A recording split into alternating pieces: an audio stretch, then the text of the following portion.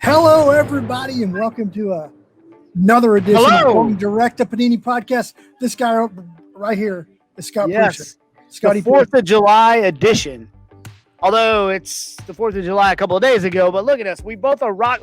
We didn't even plan this. We didn't call each other. True story. We didn't text and say wear it. We just knew this is my favorite shirt, I think, holiday shirt. Yeah, although I like it a lot. The Christmas one, the Christmas hat one.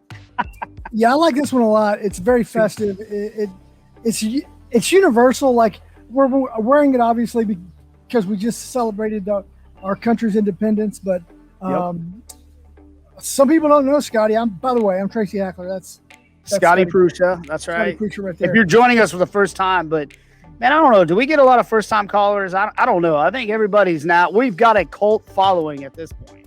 I always want more first-time people because we're just growing the love. Then long-time listener, first-time caller. So I'm coming to you, Scott, from Miramar Beach, Florida. I was gonna say it looks like is that like a palm tree behind you, or I mean. You're on the beach, living it large, man. That's the way my dude does it right there. Well, we got to get away every now and then with the fam. I got 3/4 of the family here with me. My oldest son is probably the smarter one and decided to stay home. So he's missed, but we're having a good time celebrating the 4th and good friends. And obviously miss you, Scotty P, being side by side. But we're going to do this. And I will say this. We literally, talked for about 10 minutes before we hit record. I mean, it's just we hadn't seen each other like 3 days, but it seems like 3 years. All right. I mean, it's been way too long. It's been way too long. And Scotty, a lot's happened in the week since we last a lot brought a Going Direct podcast to you, including sports continues to move on. Sports are happening. Sports are happening all around us, and they're continuing. So the NBA Finals matchup is set, Scotty. Yep. And I'll tell you, a long time ago, I called the Suns. I really did. I liked the way they were playing. I love what they're bringing. I thought the Bucks was a surprise. Yeah. Even more of a surprise without Giannis. Crazy. The fact that they handled it'll be interesting.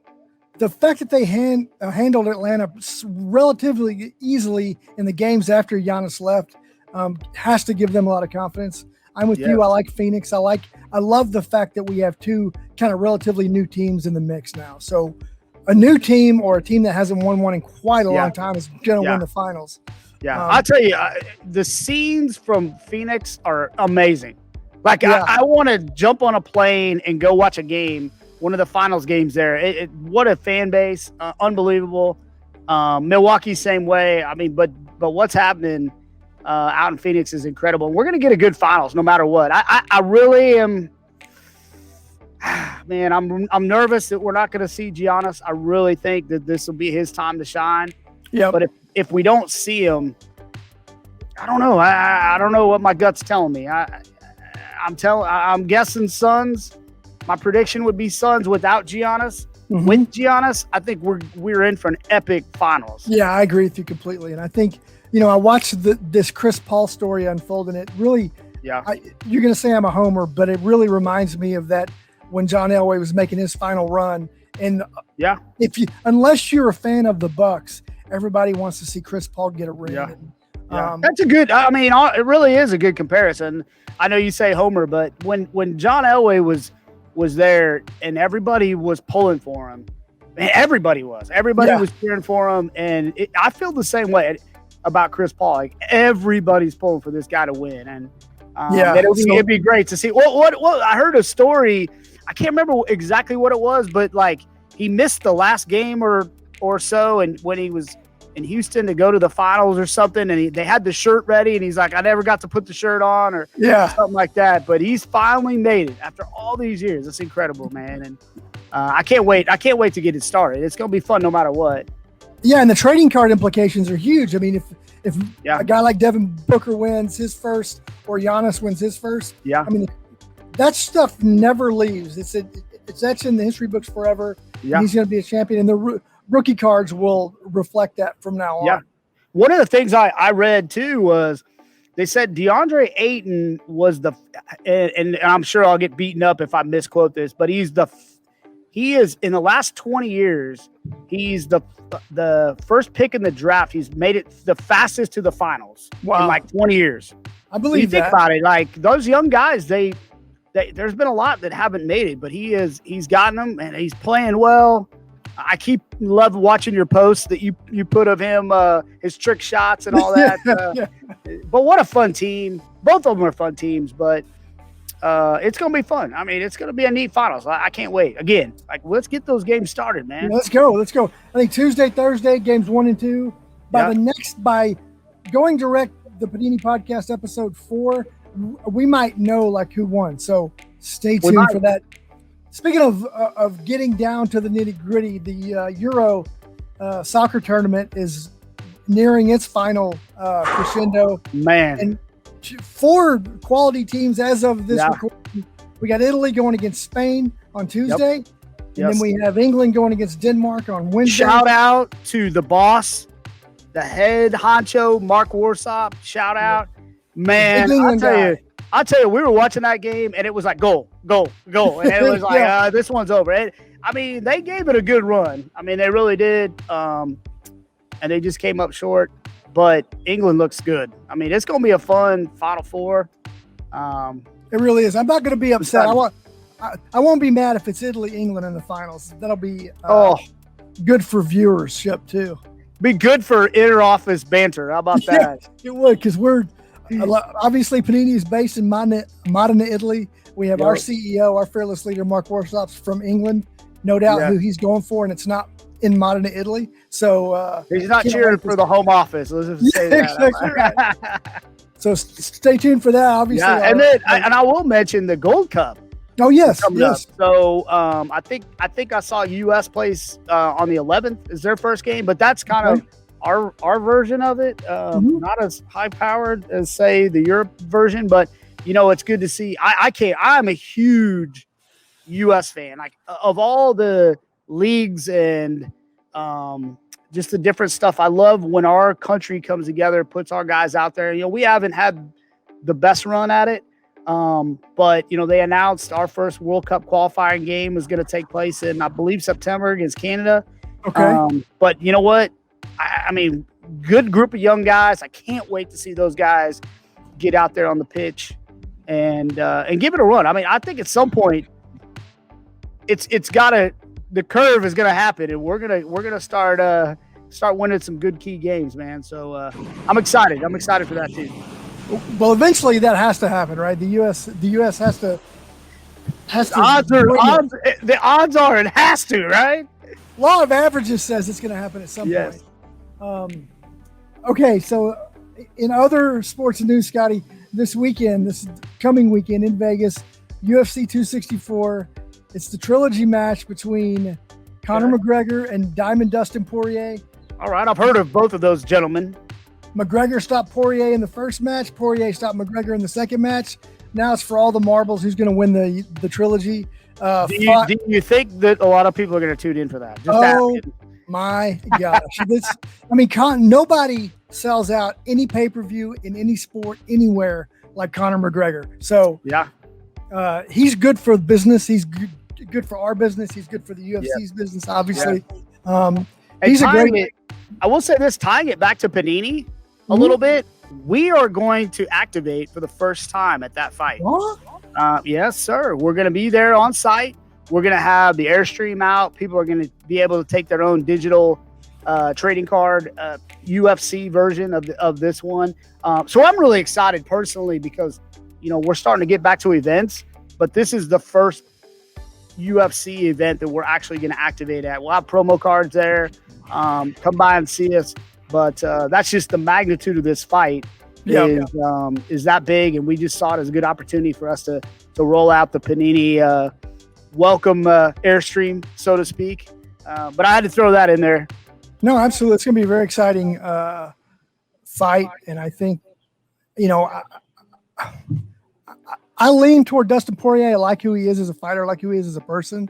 Love Conor McGregor and the way he scraps too. So I'm leaning. My heart is leaning toward Dustin Poirier. My head kind of goes back and forth because I think Conor needs this to kind of get back on the right track. But it doesn't matter what I think or what you think, because we have a guy on the show later, Matt Schnell, Danger Caged, UFC Flyweight, top 10 contender. He's pretty good buddies with Dustin. He has a take on the fight.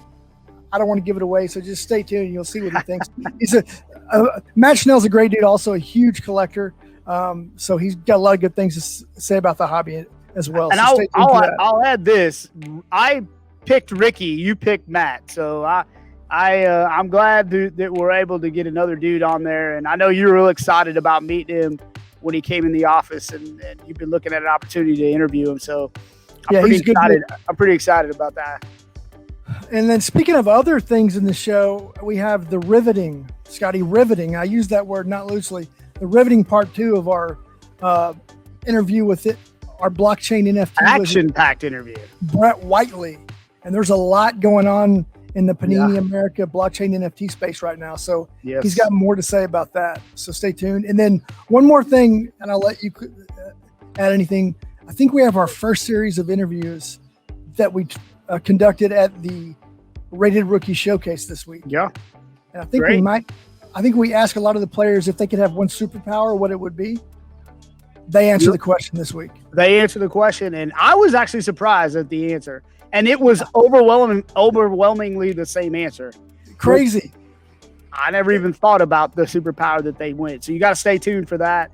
And all I'm going to add is that we can talk all that we want about sports and greatness. But this weekend, we were treated to one of the greatest athletes that's ever walked the face of this earth.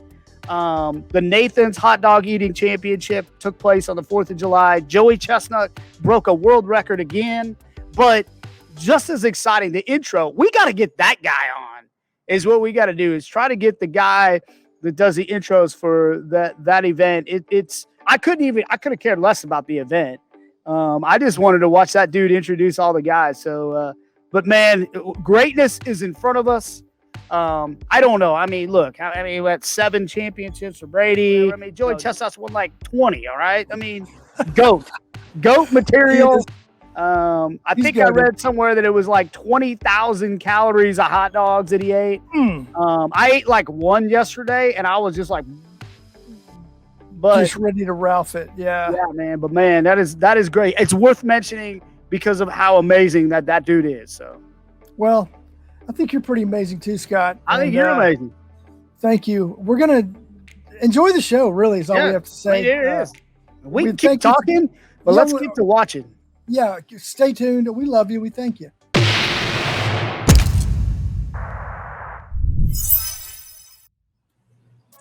Hello, everybody. Welcome to a special edition of Panini Unwrapped. I've got my trusty sidekick, Scotty P, there. He's got a box of Chronicles Draft Picks Football, which just came out last week. Yes, sir. Love Chronicles. It's maybe one of my favorite products to crack, just because of all the variety. Agreed. But I've got a product that's fun to crack in its own right, and that's Noir Basketball. Woo! So we could have both opened the same box. We could have opened both boxes, but hey, look, it's a special week. I'm on location in Florida. Scott's on location from his backyard. So let's just do it this way. Scotty, you want to go first with Chronicles? Yeah. Chronicles. Let me go For first. those who don't know, while you open, Chronicles Draft Picks is this great amalgamation of so many awesome Panini brands in one product. I mean, it's got whatever Domrus Optic and Prestige and Illusions and Impeccable and Immaculate, and it's all there it is. I think you get how many autos a box, Scotty? Four auto or mem a box. Sorry, okay, I'm looking because I threw it across the yard. But like to your point, all the different like brands in there are amazing. Like first card, I'm going to hold up. Look at that, Trey Lance. Score, right? Score. I love it. That's the old '89 score design, by the way. Love that. You can see. I'm not going to show them all, but I do want to show like base Chronicles. So there is a base set, but for the most part, you're gonna go, whoa. Ooh, there we go. Okay. Bernard Knox. Oh. So that's your auto, which is the score auto. And then here we go, man. Love it. So you got Justin Fields and Spectra. And then last in my pack, Jalen Waddle Optic. I mean, I love that fact. And they're all in their college uniforms so that when those products come out later on, they'll be all in their NFL uniforms. Yeah, I love the That's going to be great. Trey, whoa, big hit city. Oh, is that Trey Sermon? Nice. Yes, and that would be that's Cornerstone. Panini 1. Oh, Panini 1. Okay. Yep, and it is numbered to 10. 4 of 10. Wow. The jersey number, bro. Jersey 101, dude. That's an eBay 101. And Trey Sermon is a great dude who we got to meet at the yes, we did. Rated Rookie Showcase. Maybe we should do the Trey Sermon autograph or interview, right? Maybe. And then last, again, Optic, there's Jamar Chase. Hard to go wrong with Optic. I went ahead and opened the outer box. I forgot a blade, Scotty, so I'm going to have to look like a buffoon and open this while use your teeth. Like you vamp for us. Oh, I got it. No problem. There it goes. All right, I'm gonna open this. I'll show you the base cards first, and then I'll let you get. Oh, that could be really cool. I saw the last card, and it's we'll save the last one for last, and it may not come back from Florida either. There's 2 of my base cards. Let's get over here. Where we at? I'm a buffoon. There we go. I was about to say, dude, is this your first rodeo or? No, it's not. Here, let's just do them one at a time. So, well, it is your first time from Florida. Is it the wind blowing hard out there? Or, I don't know. There's Colin Sexton base. Okay? All right. And then a Christian Wood base. Okay. There you go. All right. All right, Scott. I'm gonna let you have it again. I'm gonna go 2 more.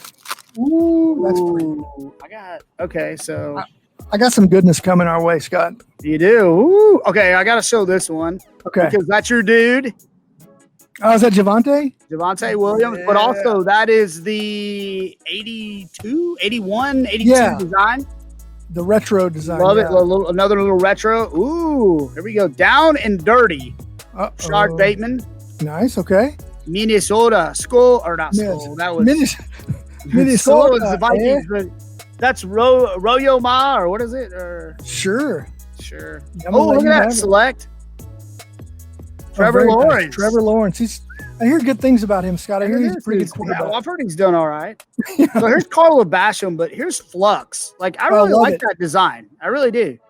Like I noticed. I like it too, and I think Flux is an insert or an entity that has its debut in Chronicles. Yeah, I love it. And then here we go. Otto, Felipe Franks. Okay. He signed with somebody. I did because I was looking at it the other day. Elijah Moore. Look at Elijah Moore. There's what is that status? Playmaker out of Ole Miss, right? Yeah. And then again, there's Rashard Bateman again. And then again, one of the fluxes, Sean Wade. So cool. Okay. So the metal border cards are cool in Noir, right, Scotty? Yeah. Wow. There's a guy that you might know something about. Luca. Metal frame. Mentioned in the news and notes that he helped them get to the Olympics. They're headed to Tokyo, man.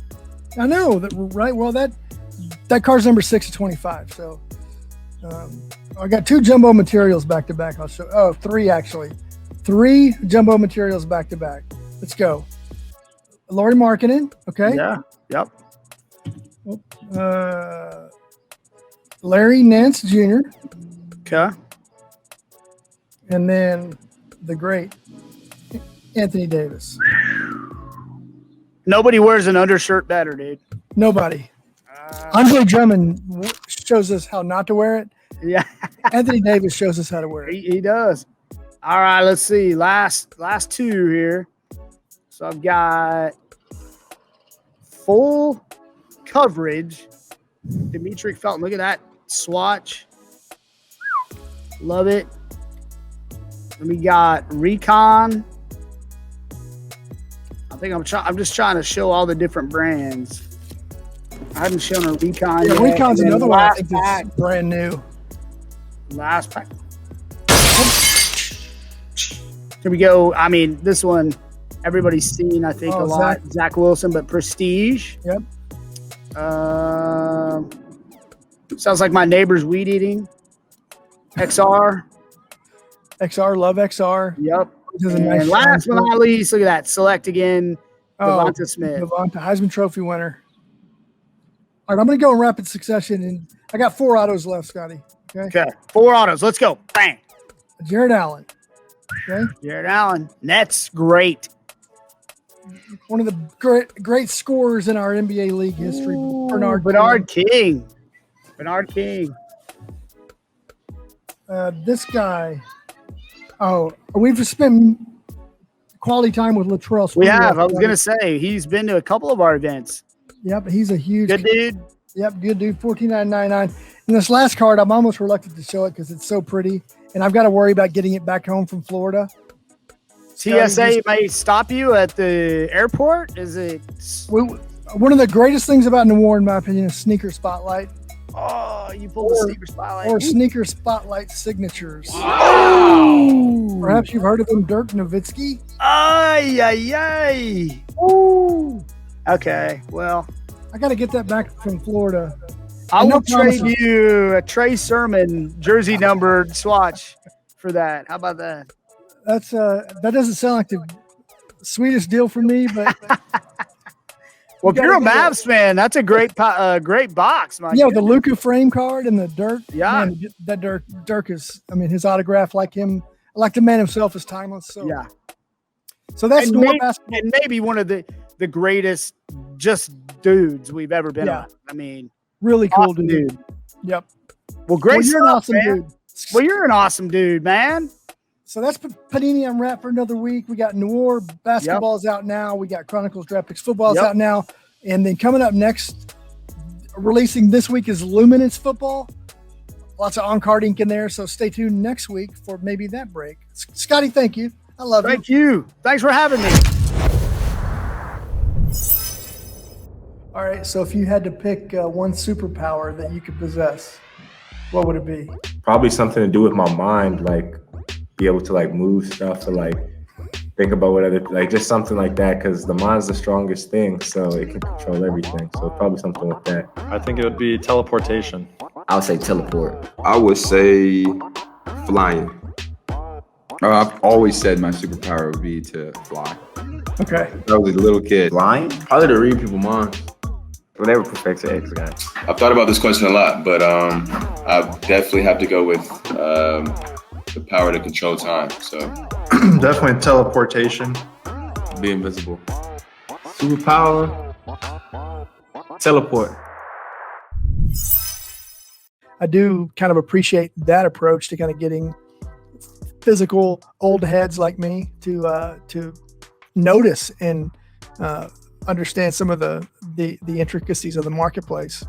So anyway, that's kind of leads me into my next question of clearly 2021 Prism basketball NFT blockchain is not our first. It's our first pack product, not our first foray into the blockchain NFT space. We were pioneers back in January of 2020 when we launched it. Kind of talk about the evolution of our presence in the NFT blockchain space from that initial launch that also included a physical card with it.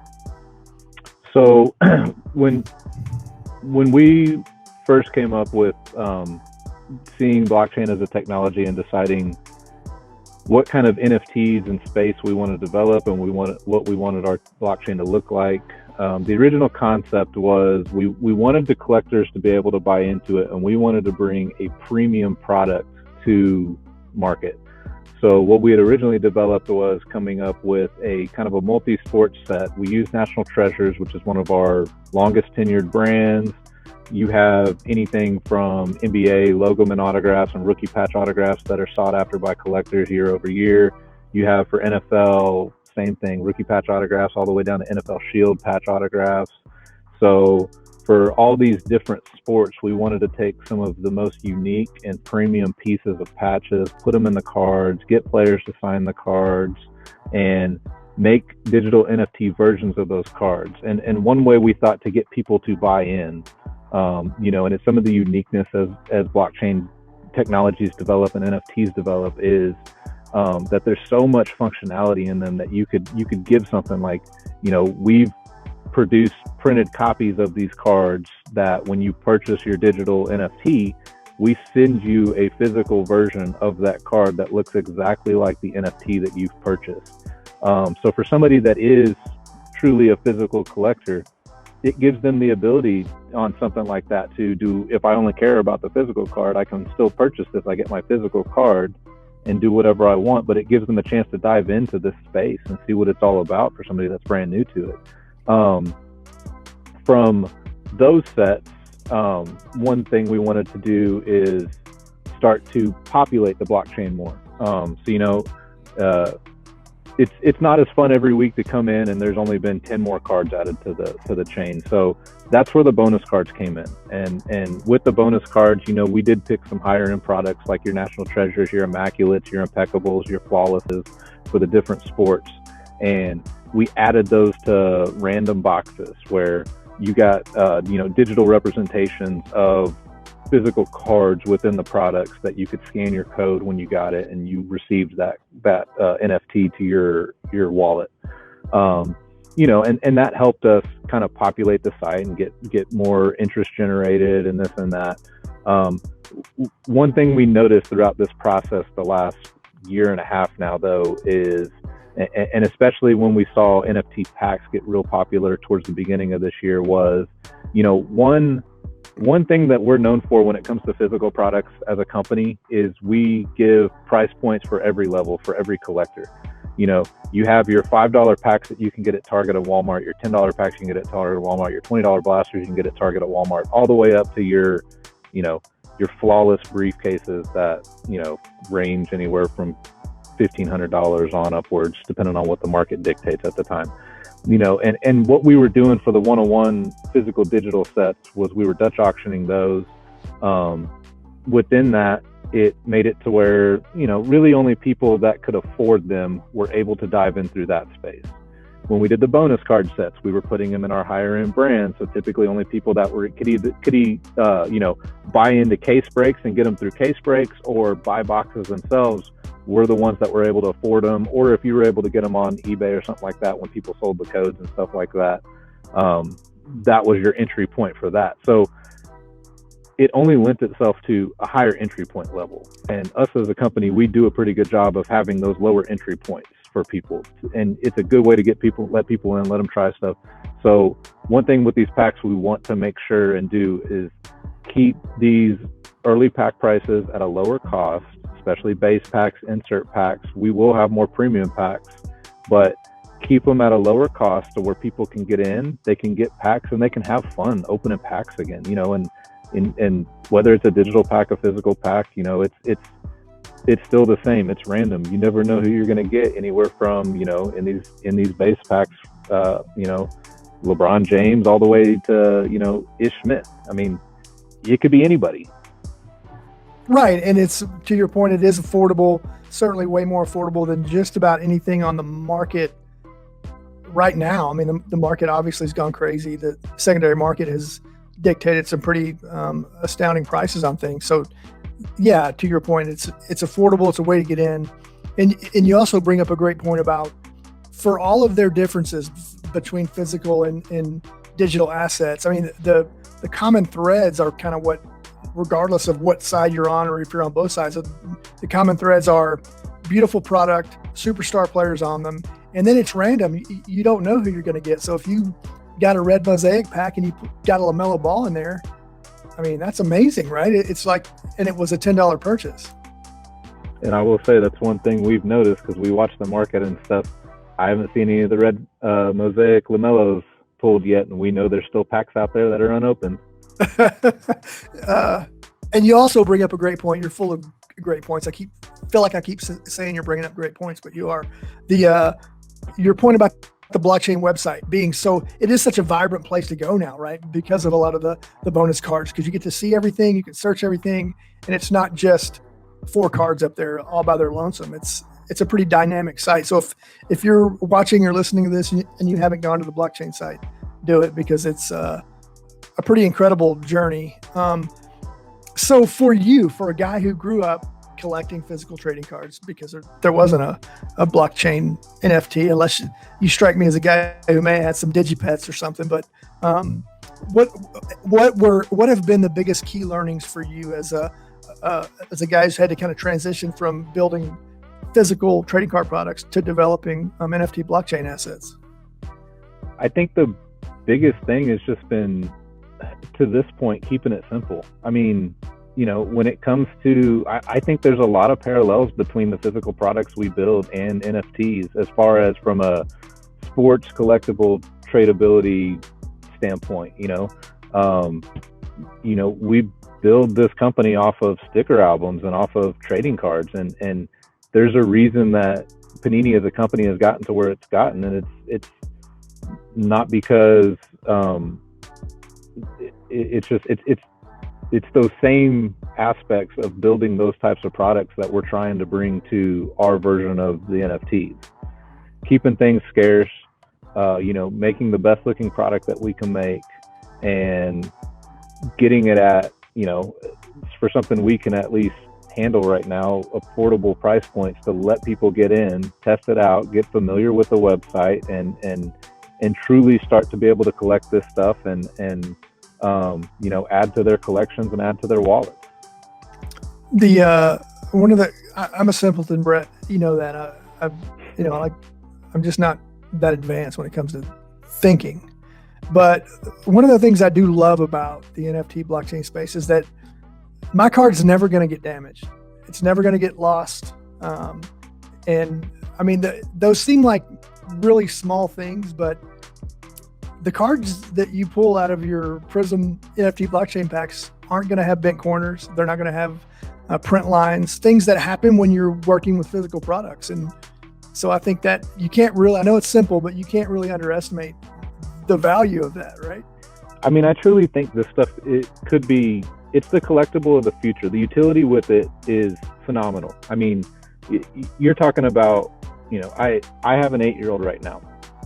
I put a pack of cards in front of him, even if they're Fortnite cards, not really interested. Yeah. But does he want Fortnite skins and things like that? Oh, you betcha. Yeah. So I can easily see, kids are going to school with cell phones and stuff like that nowadays. I mean, you can't really take a binder of your physical cards to school. That's kind of frowned upon, but for some reason your cell phones aren't. And they can take their collectibles and their wallets to school with and show off their, Stephen Curry cards and their Devin Booker cards and their Pat Mahomes cards and their Fernando Tatis Jr. cards. I mean, they can show all that stuff off to their friends and stuff like that. And I think it, some of that stuff carries over into, honestly, guys my age, guys that came up in the tech space and have always played video games and stuff like that. Like, those two worlds combine so much here, and the utility with this stuff is just, it's growing every day. I mean, think about as a company building an NFT to where we can give people access to things. I mean, we do things like the VIP, national party for Panini. There's things with this where we could include tickets for putting a certain set together to something like that. There's rights that we could, maybe one day be able to give people, as long as the licensors and stuff give us the ability to do things of that nature. But there's so many unique things within this. I mean, there's already athletes out there that are building these and offering up memorabilia pieces for collecting certain NFTs of theirs, for offering tickets to games. I think some of this stuff is being thought at such a minute level even right now that it's just going to be mind blowing. You have guys like Gary Vee that have given,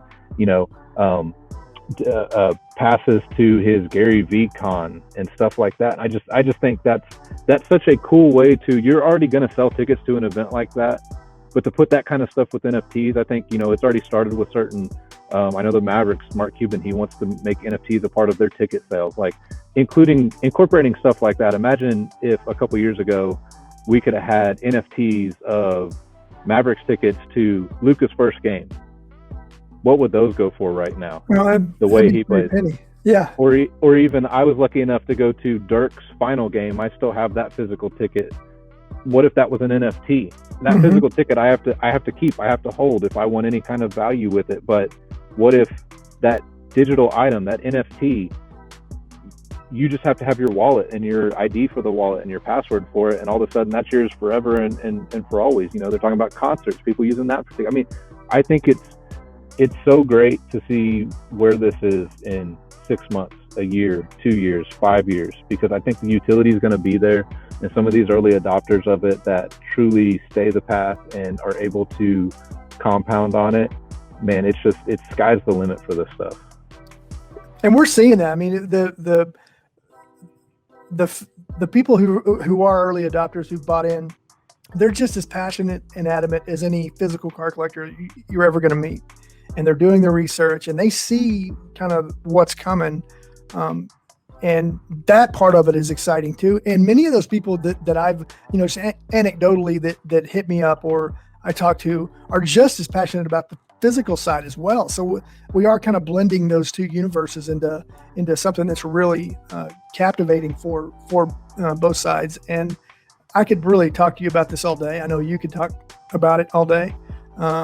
You've been delightful and entertaining and educational for me, hopefully for a lot of people listening and watching. And we're just getting started. So you and I will sit down and talk deeper about NFT blockchain in the near future. But for now, I'm going to let you go because I know you got to get somewhere other than with me. So thank you, Brett, for coming on, and we'll talk to you real soon. Thanks for having me, Tracy. All right, brother.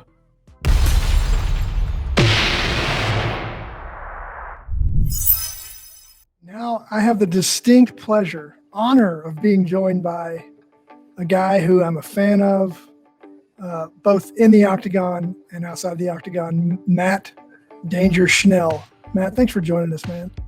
Thank you for having me, Tracy. Excited to be here. Well, this is funny that I'm doing this interview in this same room where you and your buddy Aaron Phillips, a fellow elite combat athlete, came in the office in early March. And that's kind of where your journey into 2021 UFC Prism began. And we'll get to that. But wanted to ask you first, I think you were one of the first, if not the first people to comment on our Instagram post when we first announced that we were getting into the UFC. And it struck me that you commented not as a fighter who was potentially looking to be in a set, but more as a fan of collecting. Am I reading that right? Yeah, absolutely. I've been collecting sports cards since I was about 12 years old. So it's been an on and off type of thing. But here recently, I've gotten back into it. And I was really excited to see that Panini was going to be taking over the UFC product line.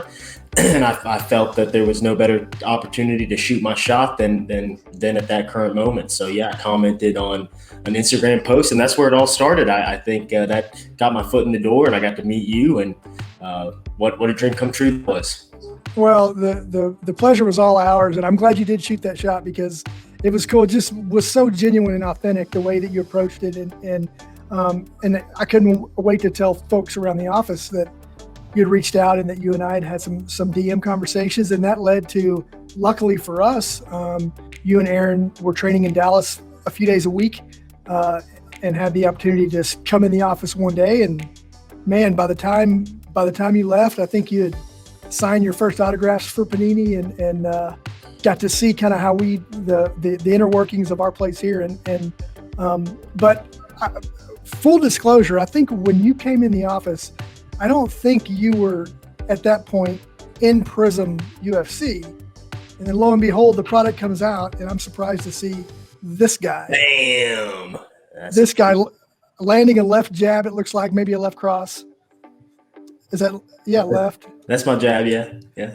And then, go ahead. No, I don't want to cut you off. Yeah, no, it's surreal to see it. And yeah, actually, when I left, you guys left me with some, like, I left and y'all told me, we don't think you'll make it into the Prism. And I was like, so I was kind of bummed on that. But lo and behold, as soon as it came out, and in fact, I was in the gallery that y'all first released. So it was awesome. Yeah, what a pleasant surprise. Well, I was surprised as well because I went over the day that it packed out at the printing facility across town. I went over because it's such a big release for us, and I'm a huge UFC guy, so I wanted to see it. And then I couldn't believe I saw your card because I had no idea that things had progressed from the time you left. And man, I was probably not as excited as you were to see it, but I was pretty excited to see you in that initial product.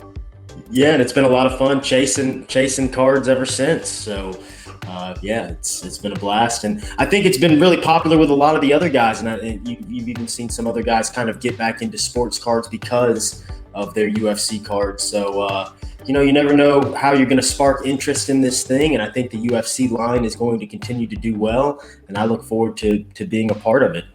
Yeah, I think the first Matt Schnell autographs are probably going to be in our next product, which is UFC Select. So I'm looking forward to seeing that because I watched you sign some of those. And take it from me, Matt has a great autograph. So, but talk a little bit about, you said you collected when you were younger. Like, what piqued your interest about the hobby or about trading cards that made you kind of want to pursue it a little bit?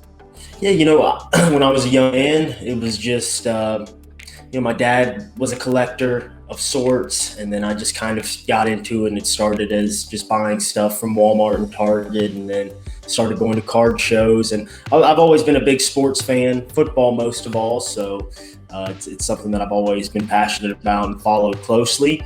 And even throughout my UFC tenure, if there's anything having to do with NFL football, I'm typically in the mix there somewhere, wearing some Saints gear. So yeah, I'm a football fan, and have kind of, since I started collecting cards at around 11 years old, so about 2001 when I started collecting, I've just kind of kept my eye on it. I was a guy that bought Beckett magazine and looked up what my cards were worth and saw how it trended. And now you've got all that stuff at your fingertips, and it's all so much easier because of the interwebs. So it's just really cool to see how it all come full circle. And yeah, I'm still. My wife probably begrudgingly not so pumped that I'm into it as much as I am. But I tell her that a lot of husbands have much worse hobbies than I do. So I'm just out here collecting sports cards. It could be worse. That's awesome. So, of the last, year, talk about what some of your favorite products have been outside from the UFC Prism product. Yeah, so obviously bought a bunch of UFC Prism and have had a blast with that. But I really like, of course, just Prism football is great. I think I had a lot of fun with Chronicles this year. They had the Panini, the Prism Black come out of Chronicles, so I was chasing quite a bit of it. And I had some luck with Select as well. Typically the big ones. Also bought a case or a box of National Treasures from my local card shop here, and I hit a 1-of-1 Jalen Hurts, so that was pretty big. So I've had some luck with the 2020 product line. Really, for me, I know a lot of people are into the big heavy hitters, but I enjoyed the Chronicles and was pleasantly surprised by it, and ended up buying a lot more Chronicles than I originally thought that I would. Yeah, it's one of my favorite products that we do, just because it's so diverse. I mean, all of our cornerstone brands are in there, but also brands that we've either never done or haven't done in decades are in that product. And it just is so different than anything else. And I'm really excited that our third UFC product will be a Chronicles product. So we get to see our favorite fighters across all different brands and designs, and I think it'll do just as well. Yeah, and for me, I think a lot of people think of it as like a lower line product, but I mean, just like you said, all the diversity, and obviously it makes for a lot more of cards for each rookie. But I go after them, I chase them, I have fun. I really like the clearly Donruss, and obviously the Prism Black was a lot of fun, but I enjoyed it quite a bit. So through your getting reacquainted with it, what's your favorite one or two cards that you have in your possession that you wouldn't flip or that you will just keep? I hit a Joe Burrow, and Burrow's who I went after this year. I think me and a lot of guys, but I'm a Louisiana football fan, so that 2019 LSU class, Clyde Edwards-Helaire, Justin Jefferson, Joe Burrow, those are the guys that I was after this year. And I hit a green scope Joey B out of the Prism. Nice green scope out of 75, and it came back a PSA 10. Oh, wow. That's my favorite cards in my collection.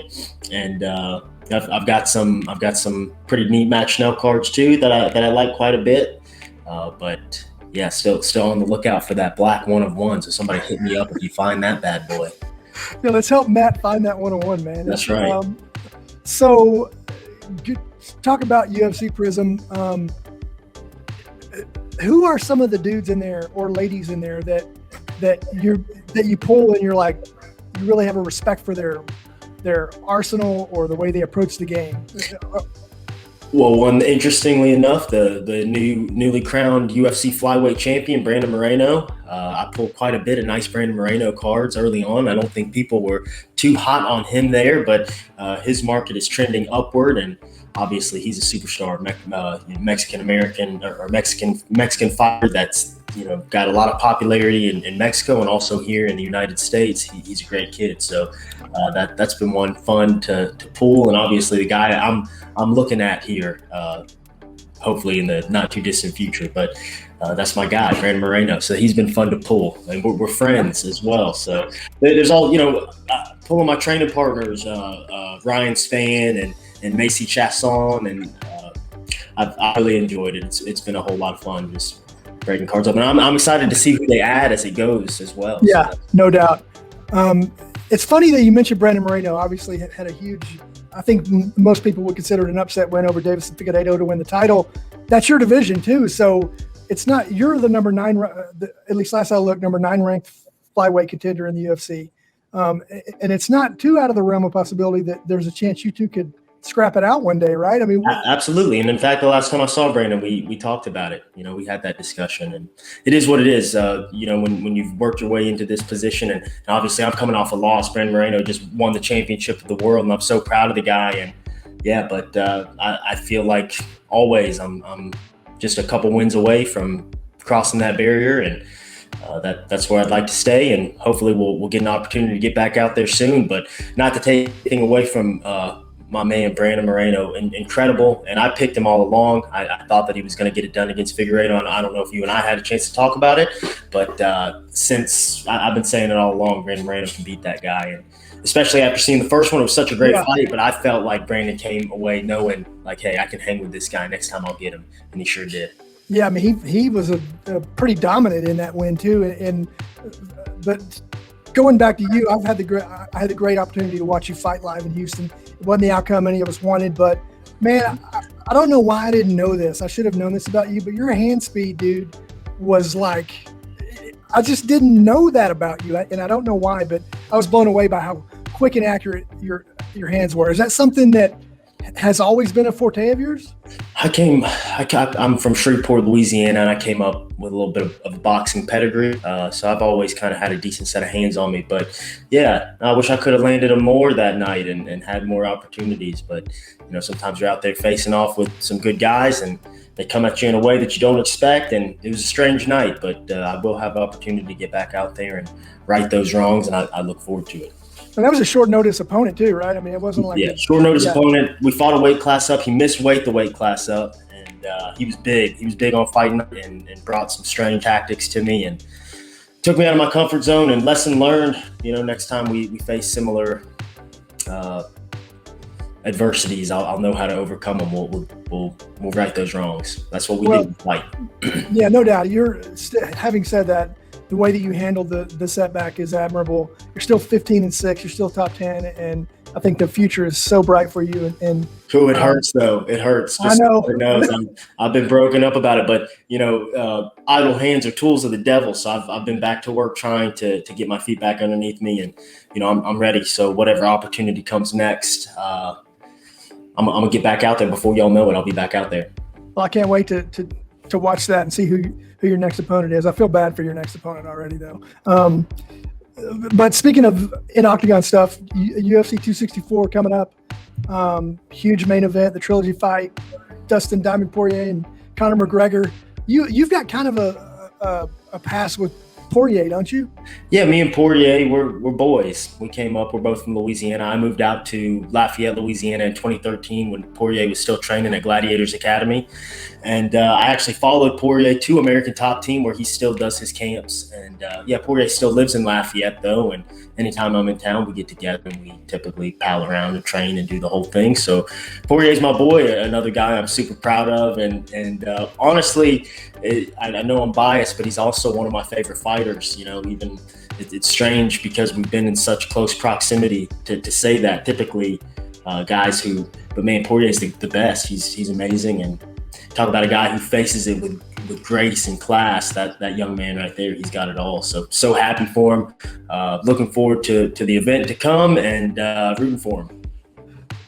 Going back quickly to the fight in Houston, that was the first real fight back for you in front of a packed house, right? I mean, and you fought at least on a few occasions with nobody in the stands. So did you lose what that sensation was fighting in a packed house? Yeah, I had never fought in front of a capacity crowd to this point. I'm typically there early on in my UFC career. I'd fight earlier on in the cards. I fought in front of a good amount of people in like Singapore and things like that. I've definitely fought in front of a crowd, but yeah, I don't know. I don't think it really had much of an effect on me either way. It was a bit surreal. The cage was big, and he was definitely using all the space in there. But yeah, it felt as it typically does. I just didn't win.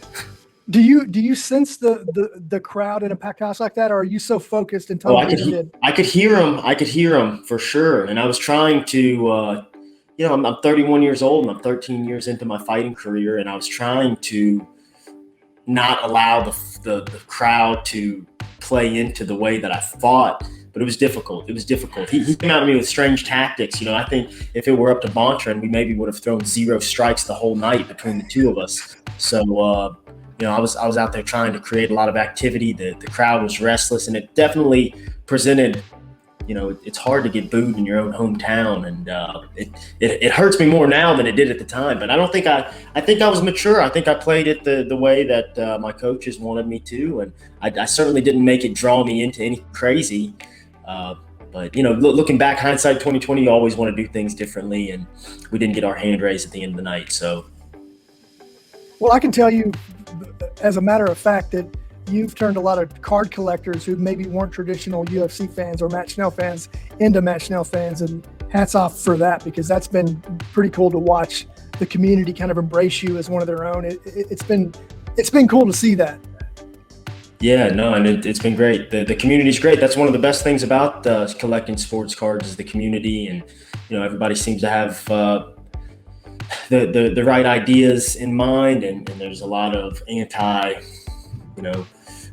we're always trying to avoid people who are scumbags and things like that. So I definitely appreciate it. And then I'd be remiss if I didn't ask you about you obviously knew about the joys of trading cards. And when you came in with Aaron that day, you guys got to open some stuff and it was fun to watch, but Aaron was kind of a newbie to the thing. So how did you kind of open his eyes that day to the sports world? He's in it now. I tell you that. He's definitely a collector now. He's dabbled in some UFC product his own self, and he's out and about looking for cards whenever he can too. So I think we sparked some interest in Aaron. And Aaron will be fighting July 24th in Vegas. So you guys keep an eye out for him. Aaron will be walking out and fighting in the octagon as well. I'll be in his corner. So really looking forward to that. That's awesome, man. Well, listen, Matt, I could talk to you all day. I know you got way better things to do than talk to me all day, but I really appreciate you as a guy more than as a fighter. You're a class act, and look forward to seeing the successes ahead for you, man. I appreciate it, Tracy. Always feel free to reach out to me, and we've enjoyed everything. Shout out to everybody at Panini for giving me an opportunity to be a part of the culture, and thank you guys so much. Y'all check me out on Instagram and things like that. Feel free to holler at me about sports cards and let me know what's going on. And yeah, thanks, Tracy. All right, Matt. We'll see you, brother. Yes, sir. Bye-bye.